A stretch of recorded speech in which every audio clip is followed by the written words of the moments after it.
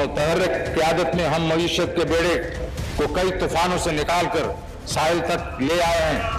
जिस नहज पे गुर्बत पहुंच चुका है वो भी तारीखी सतह पे पहुंच चुका है, और खान साहब इतना शर्मिंदा है, इनके वजीर इतना शर्मिंदे हैं कि वो गुर्बत के बेरोजगारी के जो फिगर्स है उन्होंने उनको बिल्कुल गायब किए हैं अपने इकोनॉमिक सर्वे से। फिगर्स छुपाने से ये मसाइल हल नहीं हो सकते। इमरान खान की हुकूमत आई है, मुल्क में 1200 अरब के नए टैक्स लगे हैं। आप बजट तकरीर देख लें, उसमें बार बार जिक्र है कि 24% आमदन बढ़ाई जाएगी। जो दस्तावेज सामने आई हैं उनके हिसाब से कम 383 अरब रुपए के नए टैक्सेस हैं। 3 साल में 2 करोड़ लोग सतह गुर्बत से नीचे आए हैं। हुकूमत के जो मुआशी और इक्तसादी दावे हैं इन पर काश हम यकीन कर सकते हैं। हमने बजट के बीच में रखा था जो हमारी जो मोबाइल कॉल्स हैं उसके ऊपर 1 रुपया हम बढ़ा देंगे। कैबिनेट में गए, प्राइम मिनिस्टर ने कैबिनेट में अपोज किया, so that is off the table. Ahsan Iqbal साहब ने जो प्रेस कॉन्फ्रेंस की, PMLN ने इस वक्त बड़ी ड्यूटी रखी है कि हर चीज़ को मुस्तरद करना है बगैर पता किए कि वो है क्या। एहसन इकबाल साहब ये कहते हैं बैरूने मुल्क पाकिस्तानियों को पाकिस्तान के मसाइल का इदराक नहीं। तो मैं उनसे पूछना चाहता हूँ कि नवाज शरीफ आजकल क्या है, कि उनके 2 दूसरे लीडर हसन नवाज शरीफ, हुसैन नवाज शरीफ, इसहाक डार, वो आजकल क्या है। हम अगला इलेक्शन जीतें या हारें, इलेक्शन इलेक्ट्रॉनिक वोटिंग पे होगा। तो ओवरसीज पाकिस्तानियों के साथ इतनी नफरत मत करें। हमें पता है कि ओवरसीज पाकिस्तानियों में 95% से ज्यादा वोट इमरान खान का है। लाखों लोग जो यहाँ से बाहर जाके मेहनत मजदूरी कर रहे हैं, आप उनसे उनका वोट का हक छीनें।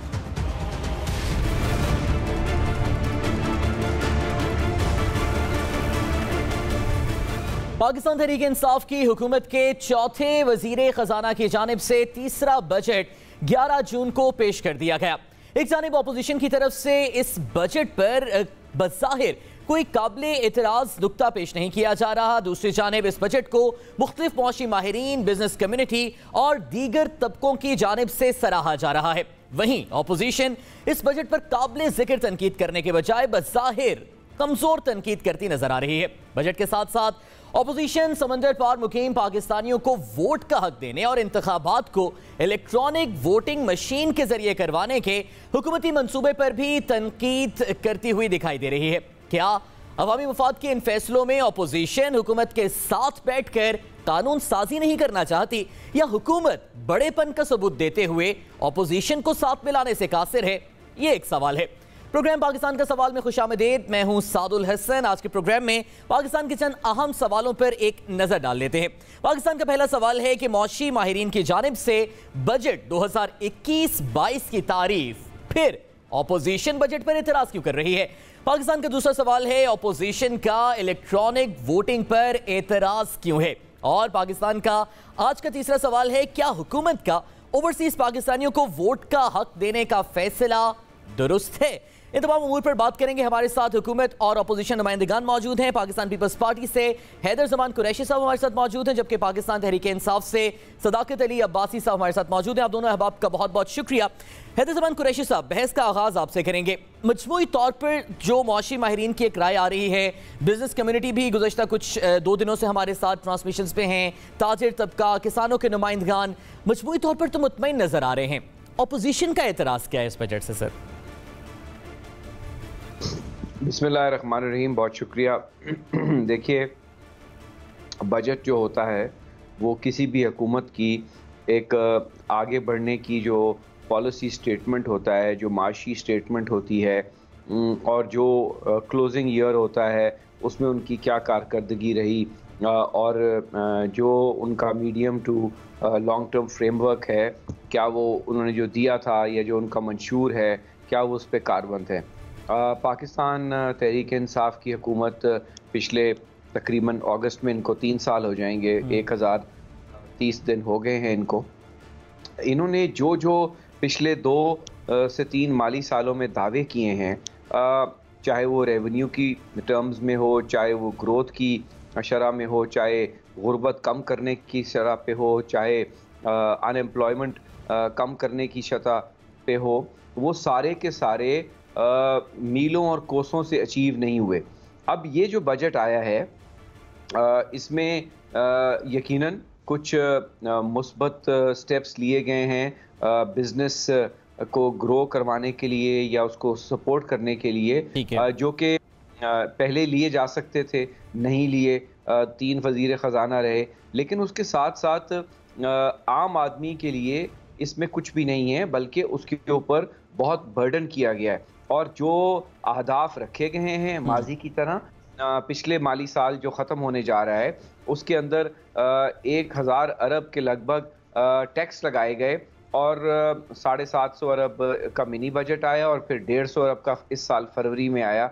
उसके बाद जाकर ये ग्रोथ टारगेट को रिवाइज करने के बाद जाकर अभी भी शायद वो टारगेट पे नहीं पहुंच पाए। तो अभी जो इन्होंने टारगेट्स रखे हैं और कह रहे हैं, और वज़ीर ख़जाना ने भी कहा, उसमें इन्होंने कहा कि हमने कोई नया टैक्स नहीं लगाया, जबकि 5-6 अरब रुपए के नए टैक्सेस लगाए हैं, जिसमें से 383 अरब जो है direct federal excise duty, custom और सेल सेट की मद में है, और उसके बाद 242 अरब के एनफोर्समेंट मेजर्स हैं, FBR की ज़बान में कोअर्शन कहा जाता है। तो ये इसमें एग्रीकल्चर के लिए बिल्कुल कुछ नहीं है। मुझे नहीं पता आपके पास कौन से किसान नुमाइंदे आपने बुलाए और उनसे पूछा, पर आपके प्रोग्राम में आपको आगे बढ़ते हुए मैं तफसील बताऊंगा।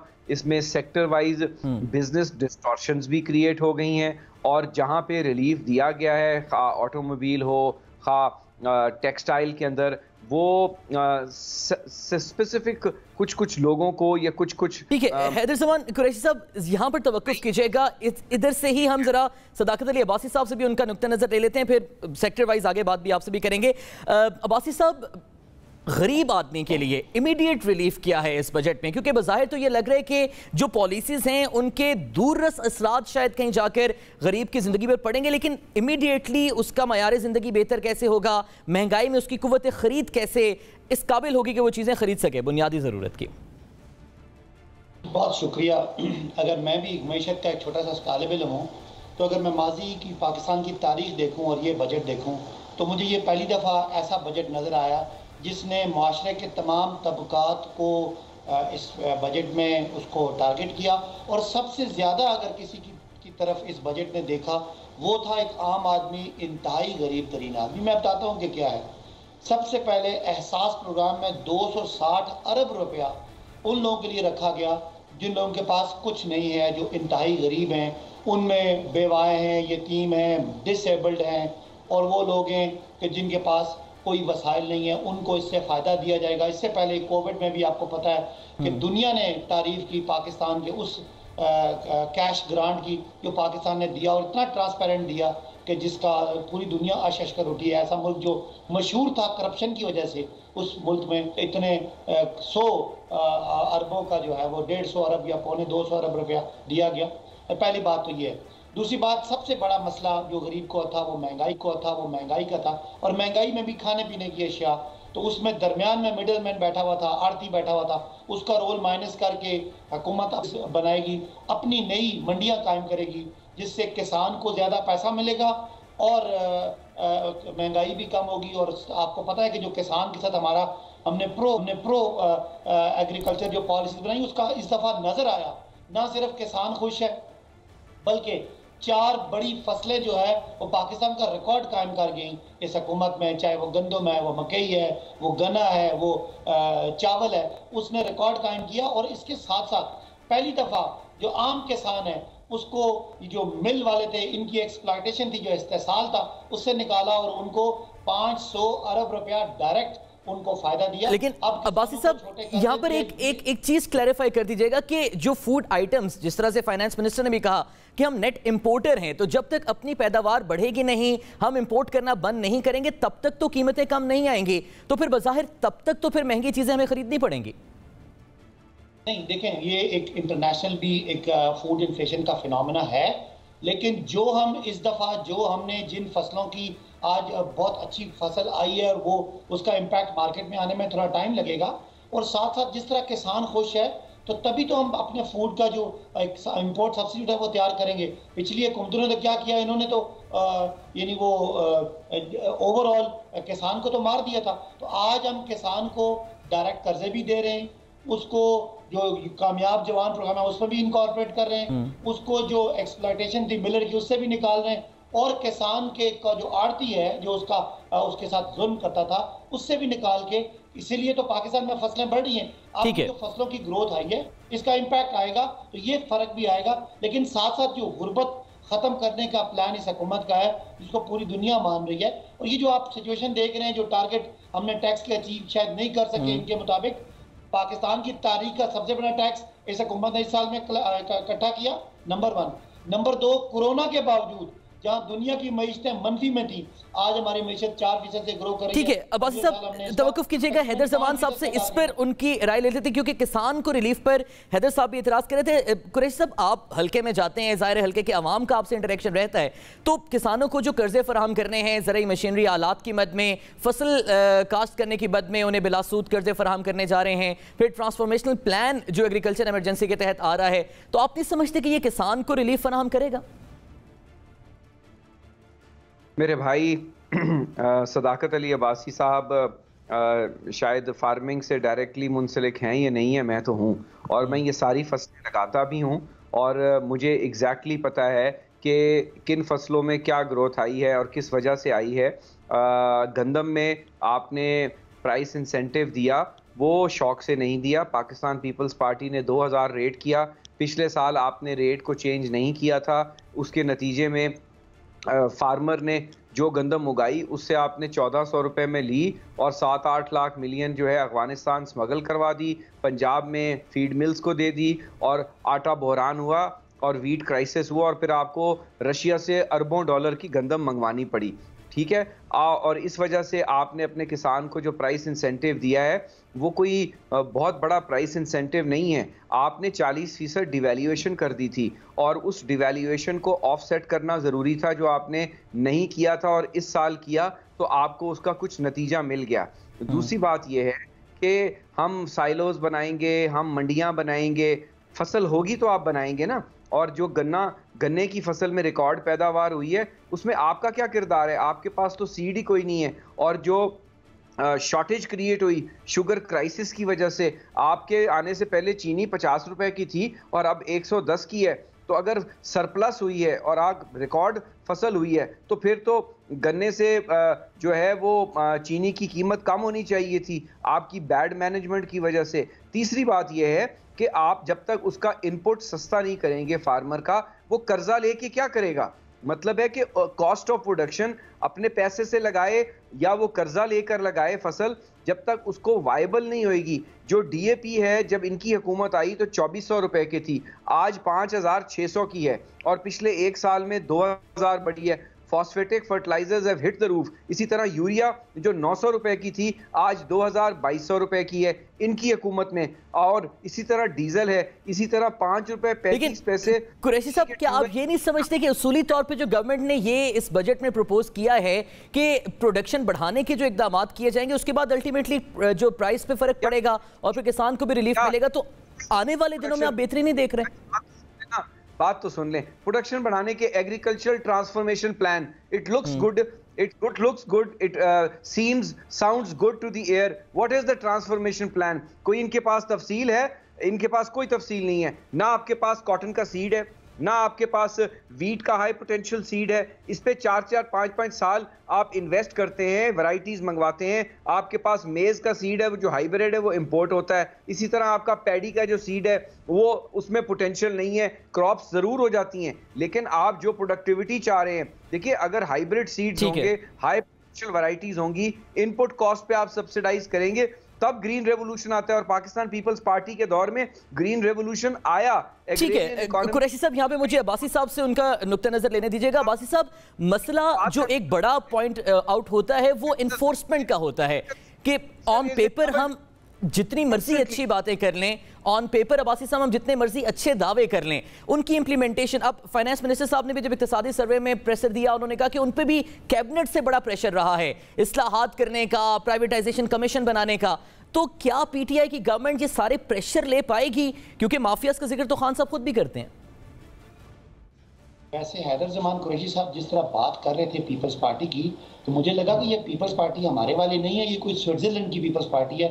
इतना उन्होंने गुलो गुलजार किया तकरीरों में। हम पीपल्स पार्टी सिंध की हुकूमत में जाके अगर सिंध के कैपिटल में देखें तो सड़कें हमें टूटी फूटी नजर आती हैं, नाले सारे उबलते हुए नजर आते हैं, लोग पीने के पानी के लिए करा रहे हैं, ना कोई बस है, ना कोई ट्रांसपोर्ट सिस्टम है।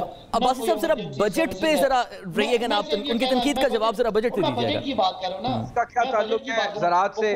आप बताएं, आप 12 रुपए का यूनिट दे रहे हैं या नहीं दे रहे? तो 5.5 रुपए का था, तो आप गंदम की फसल है तो अब हो रही है। ये कह रहे हैं हम पीपल्स पार्टी को ग्रीन रेवोल्यूशन लेके आई थी, मुझे तो नहीं पता पीपल्स पार्टी तो एक ही रेवोल्यूशन लेके आई थी, उस रेवोल्यूशन के पीछे हर तरफ नैब के केसेस ही हैं। तो मैं जो बजट की बात कर रहा हूँ वो ये कि ये पाकिस्तान डूब गया था, इसमें 19 अरब डॉलर का खसारा करंट अकाउंट का और अंदरूनी खसारा 3,500 अरब का। समझे, पाकिस्तान तो बिल्कुल उसके तो दरवाजे बंद थे। इमरान खान साहब ने जरूर 2 साल 2.5 साल तनकीद बर्दाश्त की, लेकिन वो इकोनॉमिक रिफॉर्म्स किए कि आज पाकिस्तान का हर खजाने की रिपोर्ट मस्बत आ रही है। फॉरेन करेंसी रिजर्व इस वक्त 23 अरब डॉलर पे पहुंचे हुए, करेंसी आपकी स्ट्रांग हो रही है, आपका जो बजट है वो प्राइमरी सरप्लस में आ गया, आपके रिजर्व, आपका जो फॉरेन रेमिटेंसेस हैं वो पीक पे हैं, स्टॉक मार्केट जो है वो रिकॉर्ड कायम कर रही है। इतनी तो सारी अब्बासी साहब, इस सारी सूरत हाल के अंदर ये एक सवाल बुनियादी ले लीजिएगा जो हर प्लेटफॉर्म पे किया जा रहा है, और मेरा ख्याल ये जस्टिफाइड सवाल भी है कि जो कम से कम उजरत 20,000 मुकर्रर कर दी गई है, अब इस 20,000 माहाना उजरत में चीनी, आटा, दूध, बिजली का बिल और जो बुनियादी जरूरियात हैं, क्या वो मैनेज हो पाएंगी? देखिए, ये जो 20,000 मिनिमम वेज है ये कोई मैक्सिमम वेज नहीं है, ये एक खास रेशो से बढ़ाया जाता है ताकि आपकी जो आपकी इनपुट कॉस्ट है वो भी ना बढ़े। पाकिस्तान में कोई आदमी भी 20,000 से कम पे अगर प्राइवेट या गवर्नमेंट की कोई नौकरी लेगा, उस जो देगा उस पे ये केस आएगा।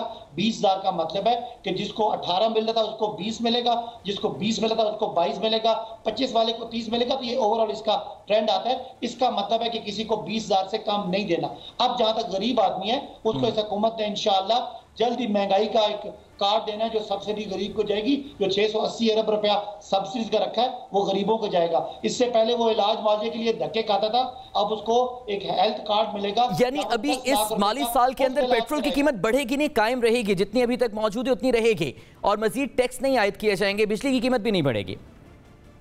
देखिए, पेट्रोल जो है वो पाकिस्तान बनाता नहीं है, दुनिया में कीमतें कभी बढ़ती हैं कभी कम होती हैं। एक वक्त तो जीरो हो गई थी, इस वक्त $70 की है, तो 70 गुना कीमत बढ़ चुकी है पिछले 1.5 साल में। तो जाहिर है वो हम इंपोर्ट करते हैं, यहाँ लोकल तो बनाते नहीं है। तो एक बैलेंस होता है। अगर वर्ल्ड प्राइसेस हो, मैं ये तो नहीं कह सकता कि कभी नहीं बढ़ेगी, लेकिन उसका अगर पाकिस्तान का खजाना अगर भरा हुआ ना होता तो जिस तरह इंडिया में पिछले 1.5 महीने में 70 दफा कीमतें बढ़ी हैं पेट्रोल ऑयल डीजल की, पाकिस्तान ने स्टेबलाइज रखी, इसलिए कि लूटमार नहीं हो रही, इसलिए कि सारे महल नहीं बन रहे, इसलिए कि लंदन फ्लैट्स नहीं हो रहे, किक बैक्स और कमीशन का दौर खत्म हो गया, इसलिए पाकिस्तान का खजाना बड़ा लग रहा है। और अब्बासी साहब तो कुरैशी साहब, जब गवर्नमेंट ये कहती है कि पिछले 1.5-2 महीनों के अंदर पेट्रोल की कीमत नहीं बढ़ाई जबकि इंटरनेशनल मार्केट में बढ़ी, चीनी की कीमत इंटरनेशनल मार्केट में बढ़ी लेकिन हमने उतनी नहीं बढ़ाई जितनी इंटरनेशनली बढ़ी, जबकि IMF का प्रेशर भी था कि टैक्स और टैरिफ बढ़ाने हैं, तो कुरैशी साहब आप नहीं समझते कि कुछ स्टेप्स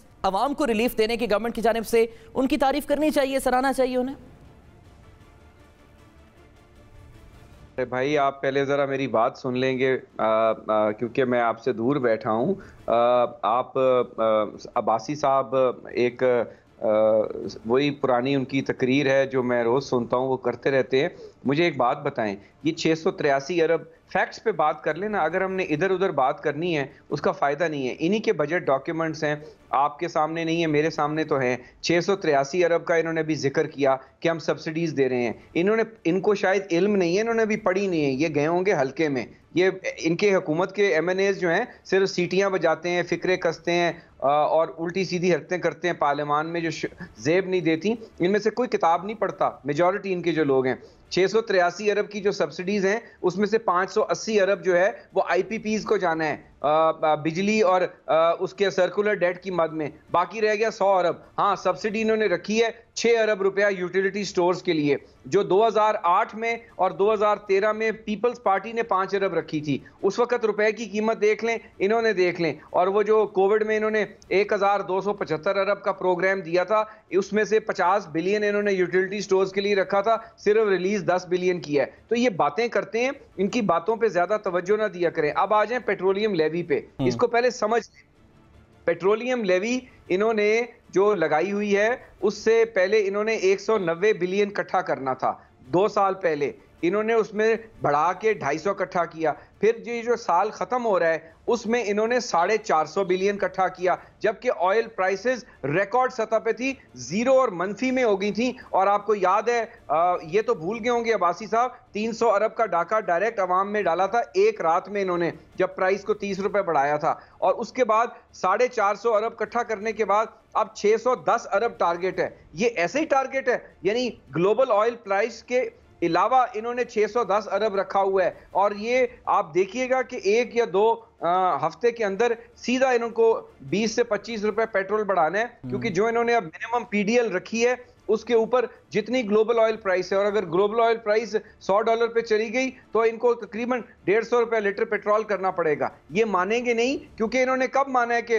पिछले साल इन्होंने मिनी बजट दिया, इन्होंने आगे भी मिनी बजट देने हैं, इन्होंने बिजली का टैरिफ बढ़ाना है, इन्होंने गैस का टैरिफ बढ़ाना है और आम आदमी की कमर तोड़नी है। और ये जो मोबाइल फोन और इंटरनेट पे ये टैक्स लगा रहे थे जिस पे शोर मचा, और ये आप कहते हैं कि काबीना ने मंजूर नहीं किया था। अरे भाई, अगर मंजूर नहीं किया था तो आपने तकरीर में क्यों पढ़ा, या वजीर खजाना को गलत तकरीर क्यों पकड़ाई गई? और 300 अरब रुपया उसमें सिर्फ ब्रॉडबैंड इंटरनेट की मद में ये इकट्ठा कर रहे थे। और इसके अलावा वो तो रिजेक्ट हो गया ना, वो तो नहीं हो रहा एप्लीकेबल। तो नहीं हो रहा। अभी आपको कहां से पता चलेगा कि नहीं हो रहा? ये कितने अभी मिनी बजट आने हैं। उसके बाद क्रूड ऑयल के ऊपर उन्होंने 17% जीएसटी लगा दी है इंपोर्ट स्टेज पे, इसका इंपैक्ट भी फ्यूल प्राइस में आएगा। फिर चीनी आज तक उस पर फिक्स जीएसटी था, इन्होंने उसके ऊपर उसकी कीमत के तनासब से जीएसटी लगा दिया है, तो चीनी की कीमत भी बढ़ेगी। इसी तरीके से और बहुत सारी एडिबल की चीजें हैं, उनकी एग्जेम्पशंस खत्म की हैं, फूड आइटम्स की हैं। तो ये तूफान ला रहे हैं और ये कह रहे हैं कि अब्बासी साहब, ये तनकीद जो हैदर जमान कुरैशी साहब कर रहे हैं ये मुख्तलिफ हलकों से आ भी रही है कि जो बजट पेश किया गया है उसमें सिर्फ फिगर्स उनके सामने फिगर्स अवाम के सामने लाद दी गई हैं और उन फैक्ट्स एंड फिगर्स को सपोर्ट किया गया अपने दावे के साथ कि हम अवाम को रिलीफ फराहम करें, जबकि प्रैक्टिकली ऐसा कोई रिलीफ है नहीं अवाम के लिए। अब्बासी साहब साथ देखें कि जब हम आए थे तो हमें 3800 अरब रुपया इकट्ठा होता था टैक्स में, अब हमने 5900 अरब इकट्ठा करना है। जाहिर है वो कहीं ना कहीं से तो इकट्ठा होना है। मेरे भाई ने पेट्रोलियम जो डेवलपमेंट लेवी की बात की, ये कोई हुकूमत ने नहीं लगाया, ये हमेशा से था और इसको एडजस्ट करते रहते हैं। और क्यों हमने पिछले जो 1.5-2 महीने से पेट्रोल की कीमतें नहीं बढ़ाई? इसलिए कि महंगाई का एक दबाव था और हम चाहते थे कि ये कॉम्पनसेट हो जाए। और अगर महंगाई बाकी उसका प्रेशर कम होता है तो जाहिर है ये जो पेट्रोलियम लेवी इकट्ठा होगा ये कभी भी इसके सरे महल में नहीं जाएगा, कभी भी ये लंदन फ्लैट्स में नहीं जाएगा।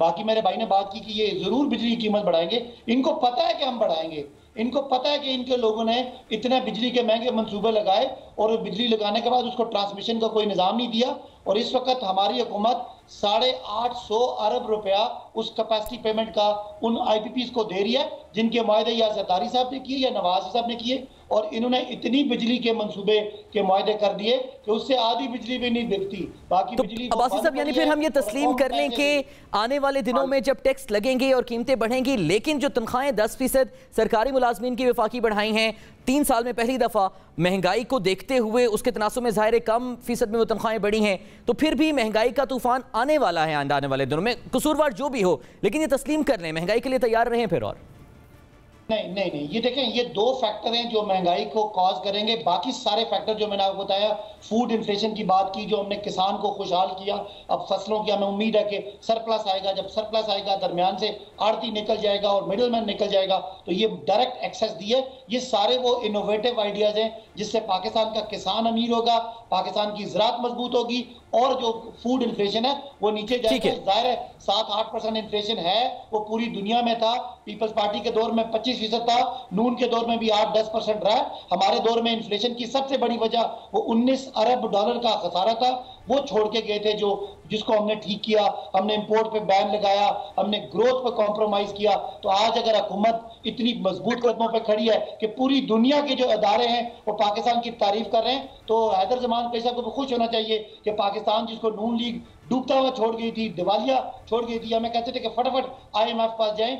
आज हम आईएमएफ के साथ भी एक अच्छी टर्म पे बात कर रहे हैं। अब्बासी साहब, ये चीजें तो जाहिर है मजीद आने वाले दिनों में भी अभी अनफोल्ड होंगी और कल दोबारा पार्लियामेंट के इजलास में भी मजीद चीजें चीज़ें सामने आएंगी। कुरैशी साहब, जो दूसरा मामला है इंतखाबात में रिफॉर्म्स के हवाले से, इस पर भी मैं आपसे बात करना चाहूँगा कि अगर इंतखाबात में रिफॉर्म, ज़ाहिर है अपोजिशन का भी मुतालबा है, गवर्नमेंट भी चाहती है, शफाफ इंतखाबात दोनों साइड से आती हैं, तो फिर जब गवर्नमेंट इलेक्ट्रॉनिक वोटिंग प्रपोज करती है तो फिर अपोजिशन उस पर तनकीद क्यों कर रही है? हुकूमत के साथ बैठें, अपनी तजावीज़ दें, प्रपोज करें और कोई कंसेंसस से चीज़ सामने लेकर आए। देखिए, अगर अब आपने इकोनॉमी पे बात नहीं करनी, मैं 2 पॉइंट्स का कुछ जवाब देके आप इलेक्ट्रॉनिक वोटिंग पे बात करता हूं। फिर दीजिएगा कुरैशी साहब प्लीज। जब नून लीग की हुकूमत गई ना, तो उस वक्त कलेक्शन 3,850 अरब थी, ठीक है। वो कलेक्शन इन्होंने उसमें से दोनों साल बतदरीज नेगेटिव ग्रोथ आई, और आज जब ये पाकिस्तान की तारीख में कह रहे हैं सारे इदारे बंद थे, फैक्ट्रियां बंद थी, 100-200 स्कूल बंद थे, मार्केट टैक्स मॉल्स बंद थे, और एक्सपोर्ट्स को जो नून लीग ने एक्सपोर्ट्स छोड़ी थी लेस देन 25 बिलियन अचीव नहीं की थी। पाकिस्तान पीपल्स पार्टी जहां छोड़ के गई थी, उन्होंने भी गिरा दी 21 अरब पे, और फिर जब ये आए इन्होंने फिर उसको 21 अरब पे गिरा दिया, और अभी तक ये 25 अरब क्रॉस नहीं कर पाए। तो ये बातें कर रहे हैं, और ग्लोबल जो हालात हैं उनका यहाँ पे इन्फ्लेशन से कोई ताल्लुक नहीं, इनके करंट अकाउंट डेफिसिट का कोई ताल्लुक नहीं, और मिडल मैन की ये बात करते हैं। मिडल मैन नहीं, इनमें जो इनके साथ जो चोर बैठे हुए थे, आटा चीनी के चोर थे, तेल के चोर थे, दवाइयों के चोर थे, हाँ, जो प्रॉपर्टी माफिया है, जो टाइकून्स हैं, जो खान साहब की काबीना में बैठे हुए हैं, बड़े बड़े पंटर, ये उनकी वजह से इन्फ्लेशन में बहुत सारी प्रॉब्लम्स आई हैं। अब आप आ जाएं इलेक्ट्रॉनिक वोटिंग पे। देखिए, इस मुल्क में शरह जो इलिटरेसी है वो 60% है। 40% लोग जो हैं, यानी 40% ऑफ द पॉपुलेशन पढ़े लिखे भी नहीं है। नंबर 1, इस बात पे एग्री हम करते हैं। नंबर 2, आपका जो इस वक्त यहाँ पे जनरल वोटर है, उसमें वोटर के अंदर जो पढ़ा लिखा वोटर है, जो टैक्स हैवी वोटर है, उसका तनासब क्या है।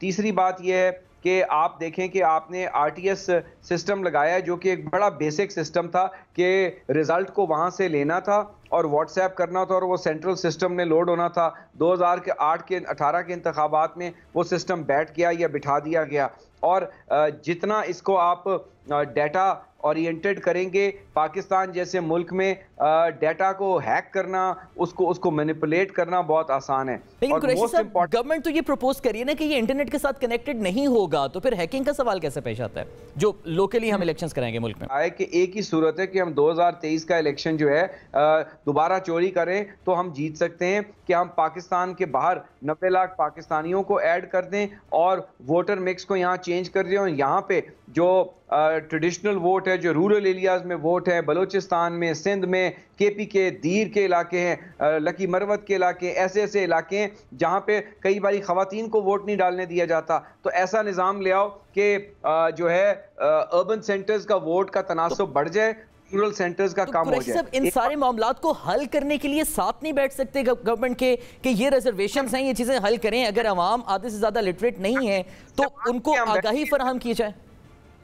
जब ये हुकूमत से चले जाएंगे अनकरीब, हम इनके साथ जरूर बैठेंगे। ये जो मर्जी रिफॉर्म कर लें, ये वाला रिफॉर्म जो है बदनीति पे बुनियाद है। इन्होंने कौन सा पुलिस का रिफॉर्म किया, इन्होंने कौन सा लोकल गवर्नमेंट का रिफॉर्म किया, इन्होंने कौन सा सिविल ब्यूरोक्रेसी का रिफॉर्म किया, इन्होंने कौन से जुडिशल रिफॉर्म किए, इन्होंने कौन से इलेक्टोरल रिफॉर्म करने हैं। ये अचानक इनकी खिलबिली मची हुई है। और ओवरसीज पाकिस्तानीज पे अगर आपने बात करनी है तो मैं अभी बात कर देता हूं। हमारा ये मौक़िफ़ है, हम उसके वोट के खिलाफ नहीं है, बट हमारा ये मौक़िफ़ है और हमारी पार्टी का ये मौक़िफ़ है कि ओवरसीज पाकिस्तानियों के, जिस तरह बाकी दुनिया के ममालिक में होता है कि उनके वहाँ पे मखसूस सीट्स होनी चाहिए, जिस तरह आपकी यहाँ विमेन सीट्स हैं, उनकी एक रेशियो ऑफ सीट्स हो, जो यूरोप लीस्ट और पूरी दुनिया में उसका एक रेशियो बना सकते हैं। और वहां पे वो लोग ओवरसीज पाकिस्तानीज पार्टीज की टिकट्स पे, उनके वहां 80% वहां के मसाइल हैं, उनको यहाँ के मसाइल के अंदर जो आप इन्वॉल्व करना चाह रहे हैं, या उनके वोट यहाँ डलवा कर हर हल्के में जो है वोटिंग बैलेंस को डिस्टर्ब करना चाह रहे हैं। ठीक है, ओवरसीज पाकिस्तानियों को अगर वोट का हक देना है तो उनकी मखसूस नशिस्तें होनी चाहिए। पीपल्स पार्टी का ये एतराज़ है और ये प्रपोजल है अगर ओवरसीज पाकिस्तानियों को वोट का हक देना है। बहुत बहुत शुक्रिया। हैदर ज़मान कुरैशी साहब हमारे साथ मौजूद थे, सदाकत अली अब्बासी साहब हमारे साथ आप मौजूद थे। नाज़रीन, इसी इशू पर मजीद बात भी करेंगे इस ब्रेक के बाद।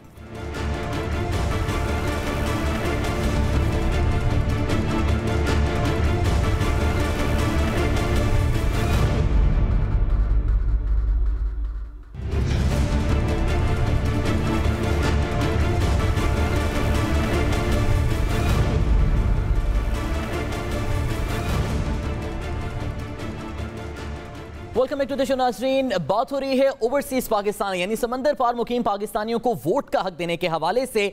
पाकिस्तान तहरीक इंसाफ की हुकूमत पुरएतमाद है और ये दावा भी कर रही है कि ओवरसीज पाकिस्तानियों को वोट का हक दिया जाएगा। और ये दावा जायज़ नज़र इसलिए भी आता है कि ओवरसीज पाकिस्तानी जाहिर है पाकिस्तानी हैं और मुल्की मईशत में भी कलीदी किरदार अदा करते हैं, लेकिन अपोजिशन की जानिब से भी तनकीद सामने आ रही है ओवरसीज पाकिस्तानियों को वोट का हक देने के हवाले से। और यही बहस आजकल जो सियासी हल्के हैं उनमें मंजर आम पर यही बहस सामने आ रही है कि ओवरसीज पाकिस्तानियों को वोट का हक दिया जाना चाहिए या नहीं दिया जाना चाहिए। अपोजिशन की जानिब से एतराज़ किया जा रहा है कि ओवरसीज पाकिस्तानी चूंकि मुल्क से बाहर रहते हैं, उन्हें हल्के की ग्राउंड रियलिटीज़ के साथ उस तरह से आगाही नहीं है जिस तरह से हल्के के अंदर रहने वाली आवाम को है। लिहाजा पाकिस्तान पीपल्स पार्टी की जानिब से आज भी ये प्रपोजल सामने आया कि ओवरसीज पाकिस्तानियों को अगर वोट का हक देना है तो इसके लिए उनके मखसूस नशिस्तें पार्लियामेंट में रखी जाएं जिस तरह से खवातीन को मखसूस नशिस्तें दी जाती हैं।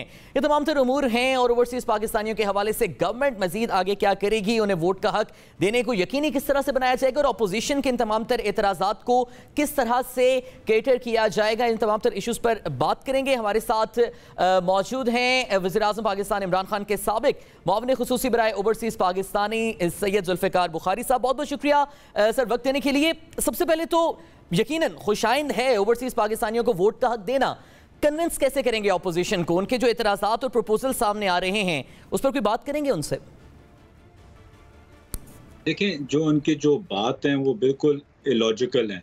जो एहसन इकबाल साहब ने जो बात की, उनकी अपनी लीडर मरीम नवाज की 2012 या 2013 की ट्वीट है कि हमें ओवरसीज पाकिस्तानी को वोटिंग का राइट दें, तो उनकी खुद उनकी पार्टी की आइडियोलॉजी बिल्कुल मिक्स्ड हुई हुई है, उनको समझ नहीं आ रही कि क्या करना है। देखिए, आपने बात की अभी कि पीपीपी से आया कि जी उनके नुमाइंदे होने चाहिए पार्लियामेंट में, ठीक है, होने चाहिए, लेकिन उसका ये नहीं मतलब कि ओवरसीज पाकिस्तानी सिर्फ अपने ओवरसीज के लिए वोट करें। देखिए, ये बिल्कुल एक गलत नैरेटिव देने की कोशिश कर रहे हैं कि ओवरसीज पाकिस्तानी को अपने हल्के का नहीं पता। 9 मिलियन पाकिस्तानी हैं बाय, उनमें से आप कर लें कि 6 मिलियन तो लेबर है, तो क्या लेबर क्या पाकिस्तान में पूरे बाहर रहा है, उसको क्या नहीं पता कि अब उसके हल्के में क्या है? मतलब इलॉजिकल बात हुई ना। 6 मिलियन 9 मिलियन में से लेबर है, 3 मिलियन जो रह गए हैं वो ऐसे लोग हैं जैसे कि मुझे क्या अटक का नहीं पता, मैं अब इस वक्त अटक बैठा हूँ, मुझे क्या नहीं पता कि अटक में क्या मसाइल हैं क्या नहीं मसाइल। तीसरी चीज़ ये है कि देखें, जब एक ओवरसीज पाकिस्तानी वोट करता है पाकिस्तान के इलेक्शंस के अंदर, उसको आप सिर्फ लोकल लेवल पे ना रखें, वो नेशनल लेवल पे आप बेसिकली वो क्या करना चाह रहे हैं कि उसको कह रहे हैं कि जी उसका वोट सिर्फ लोकल लेवल की इंफॉर्मेशन के मुताबिक हो, नेशनल लेवल के मुताबिक ना हो। क्यों ना हो? एक ओवरसीज पाकिस्तानी पढ़ा लिखा डॉक्टर भी अगर बाहर बैठा हो 20 साल से, उसके पास नाइकअप हो, वोटिंग का राइट हो, तो वो नेशनल लेवल पे क्यों नहीं डिसाइड कर सकता कि मैं उस कैंडिडेट को दे रहा हूँ जो उस वजीर आजम को हुकूमत में लेके आएगा? ये एक हक है। और मैं आपको ये भी वाज़ेह कर दूँ कि वर्ल्ड प्रैक्टिसेस देख लें, आप देख लें मैक्सिको, जिसमें शायद सबसे बड़ी रेमिटेंसेस आ रही हो दुनिया में, मैक्सिको एक मुल्क है, वो राइट देता है। फिलीपींस सबसे बड़ी रेमिटेंसेस है, फिलीपींस वो राइट देता है। इंडिया उस तरफ पूरा अभी जा रहा है, लेजिस्लेशन लेके आ रहा है। श्रीलंका ने अनाउंस कर दिया कि वो लेजिस्लेशन उस तरफ लेके जा रहे हैं, तो बांग्लादेश उस तरफ जा रहे हैं। तो आप देख रहे हैं कि जो मेन जो इंग्लैंड उस तरफ है, आयरलैंड उस तरफ है, आप जो भी मुल्क निकाल के देख लें, तो ये बिल्कुल एक गलत एक चीज़ उन्हें शुरू कर दी है। क्यों? अब मेन सवाल ये नहीं है कि ओवरसीज को होना चाहिए या नहीं, वो तय हो गया कि होना चाहिए, ठीक है। क्यों नहीं होना चाहिए और क्यों ये नैरेटिव फैलाया जा रहा है? क्योंकि उनको पता है कि जो मेजॉरिटी है ओवरसीज की, मैं जानता हूँ ओवरसीज को, मेजॉरिटी को, अगर ज्यादातर, अगर सारे नहीं तो फिर ज्यादातर उनको पता है कि पीटीआई की वोट है। उनको मुश्किलात इस चीज पे आ रही है, इसलिए इन्हें बोला कि वो सारे 9 मिलियन वोट्स आप सिर्फ 2 या 3 कौमी असेंबली की सीट्स के में डाल दें और उनको इजाजत ना हो, क्योंकि उनको पता है कि 9 मिलियन वोट्स की अगर कोई हाई परसेंटेज कास्टिंग हो जाए तो उनके लिए बड़ा मुश्किलात है, सिर्फ अभी के लिए नहीं लेकिन हमेशा के लिए। तो जुल्फी बुखारी साहब, यहाँ पर जो एक कैटेगराइजेशन की जाती है, जो अगर ऑपोजिशन के आर्गुमेंट को लिया जाए या वैसे एक आर्गुमेंट को समझा जाए, और आपसे वजाहत के लिए ये सवाल मैं करना चाह रहा हूँ कि वो ओवरसीज पाकिस्तानी जो साल हर साल से बाहर हैं, अब एक हैं जो हल्के की सियासत है, हल्के की पॉलिसीज़ हैं, हल्के के मसाले, और एक हैं जो कौमी पॉलिसीज़ हैं जो बराह रास्त ओवरसीज पाकिस्तानियों पर भी असरअंदाज होती हैं। तो क्या इन दोनों पॉलिसीज़ में फ़र्क रखा जा सकता है ओवरसीज पाकिस्तानियों को लेकर? नहीं, देखें, अगर ये मैट्रिक, देखें, ये प्लीज समझने की कोशिश करें, अगर ये मैट्रिक हो कि शायद इस ओवरसीज पाकिस्तानी को अपने हल्के की, जैसे कि एहसन इकबाल ने बात की, उसको वो डायनामिक्स ना पता हो, तो फिर वही चीज, वही कंडीशन आप लोकल वोटर के लिए भी रखें। क्या जरूरी है कि हर लोकल वोटर को अपने लोकल डायनामिक्स पता होती हैं? नहीं, हरगिज नहीं, कतई नहीं। ये जो आधे वोट्स लेते हैं, ये तो खरीद के लेते हैं, तो ना उनको कुछ पता होता है। तो बात ये कि अगर वो कंडीशन आप ओवरसीज के लिए रख रहे हैं, क्यों वो कंडीशन क्यों ओवरसीज के लिए रख रहे हैं जब आपने वो नेशनल लेवल, लोकल लेवल के लिए नहीं रखी? आप बताएं कि हर बंदा जो एक कंस्टिट्यूंसी में, लेट्स से 120 लाख 2 लाख की कंस्टिट्यूंसी हो, हर बंदे को अपनी लोकल डायनामिक्स पता होती है। अगर ये कंडीशन लगानी है, चले मैं मान लेता हूँ लगा लें, लेकिन फिर लोकली भी वो लगाएं। सिर्फ वो बंदा लोकल जो लोग हैं वो तो फ्रीक्वेंटली अपने हल्के का विजिट करते हैं, हल्के के साथ ताल्लुक रहता है, लेकिन वो ओवरसीज पाकिस्तानी जो एक तवील अरसे से बाहर हैं, उनका लोकल लोगों की निस्बत तो हल्के में इंटरेक्शन उतना नहीं रहता।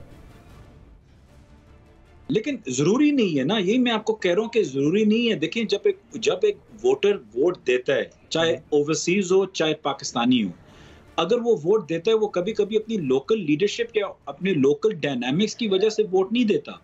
वो वोट इसलिए देते क्योंकि एक प्राइम मिनिस्टर को पिक करने के लिए अपने उस लोकल लीडर को देता है कि ऊपर मेरा वजीर आजम आ जाए, चाहे जो भी हो। तो ये सिर्फ ओवरसीज या लोकल नहीं है, ये एक तरीका है जो दुनिया में हर जगह है।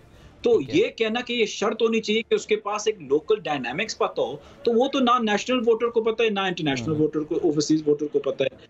तो ये शर्त तो हो ही नहीं सकती। दूसरी चीज ये कि उसको अगर अपने लोकल डायनामिक्स का पता नहीं है, लेकिन कई दफा यही एहसन इकबाल जैसे कि अपने अजीजों के इलाज कराते हैं, हॉस्पिटल से जो ओवरसीज पाकिस्तानी बैठा हुआ होता है उसने बना के दिया होता है, डिस्पेंसरीज ओवरसीज पाकिस्तानियों ने बना के दी होती है, गर्ल्स के कॉलेजेस ओवरसीज पाकिस्तानी ने बना के दी होती है, स्कूल्स उन्होंने बना के दिए होते हैं। तो फिर अपने बच्चों को भी उन स्कूलों में ना डालें ना, मतलब उनकी हर चीज सही है, हर चीज उनकी अच्छी है। Remittances, backbone of the economy, जो वो यहाँ चैरिटी करते हैं, जो डेवलपमेंट करते हैं, बिजनेस करते हैं, इन्वेस्टमेंट करते हैं, वो सब सर आंखों पर।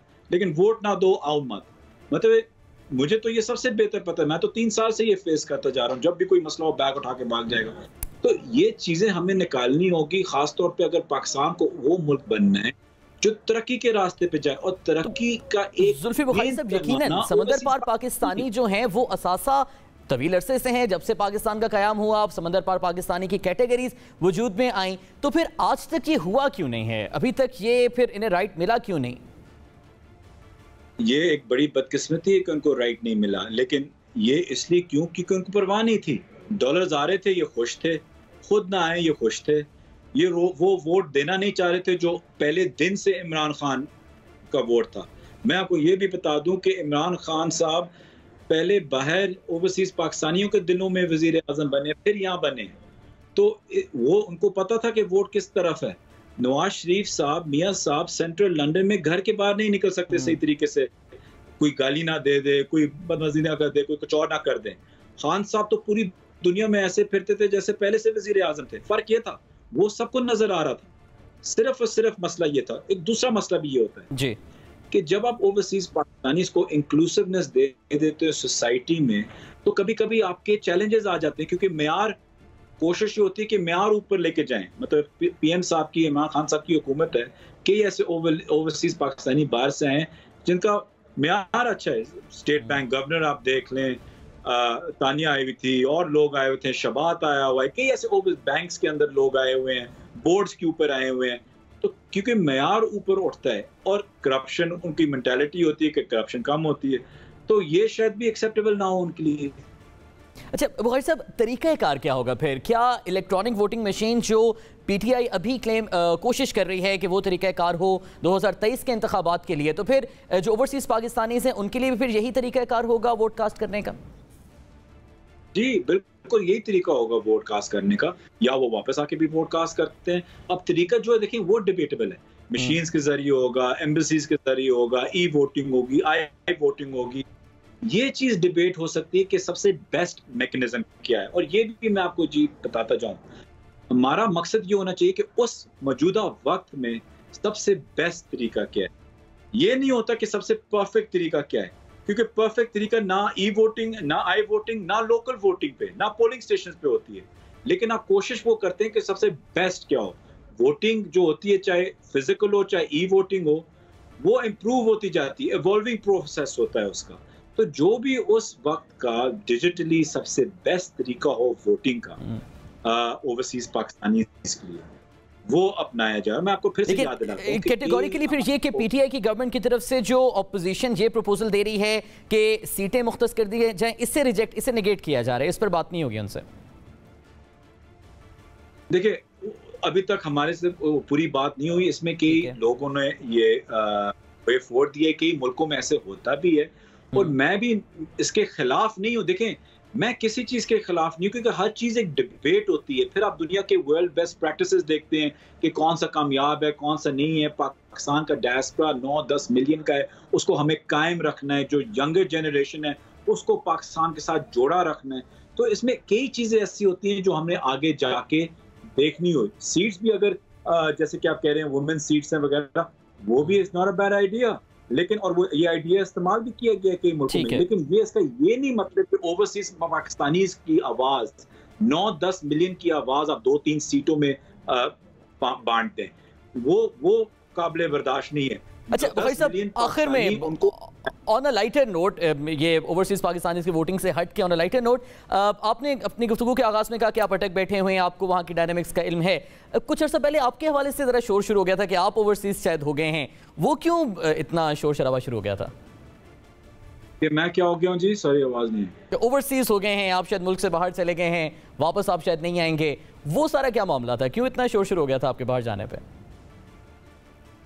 2 दिन के लिए गया था या 3 दिन के लिए गया था, शायद आगे भी जाऊं। मैं ये यकीन दिला देता हूं कि जी मैं मियां नवाज शरीफ नहीं हूं, मैं उनके बेटे नहीं हूं। मैं पाकिस्तान शिफ्ट हो गया, मैं पॉलिटिक्स में हूं या ना हूं, मैं पाकिस्तान में नहीं होऊंगा, पाकिस्तान में रहूंगा। तो ये सेंसेशनलिज्म थी और आखिर में उनके ही मुंह पे आया जब मैं 3 दिन बाद वापस आ गया। ठीक है, बहुत बहुत शुक्रिया जुल्फी बुखारी साहब हमारे साथ आप मौजूद थे। और खासतौर पर बैनुल जो समंदर पार मुकीम पाकिस्तानी हैं उनको वोट का हक देने के हवाले से जो हुकूमत की हिकमत अमली से हमें आगाह करें। नाज़रीन, इसके साथ ही प्रोग्राम पाकिस्तान का सवाल से मुझे इजाज़त दीजिए। पाकिस्तान के दीगर सवालों के साथ आपकी खिदमत में हाजिर होंगे हलाने के बाद।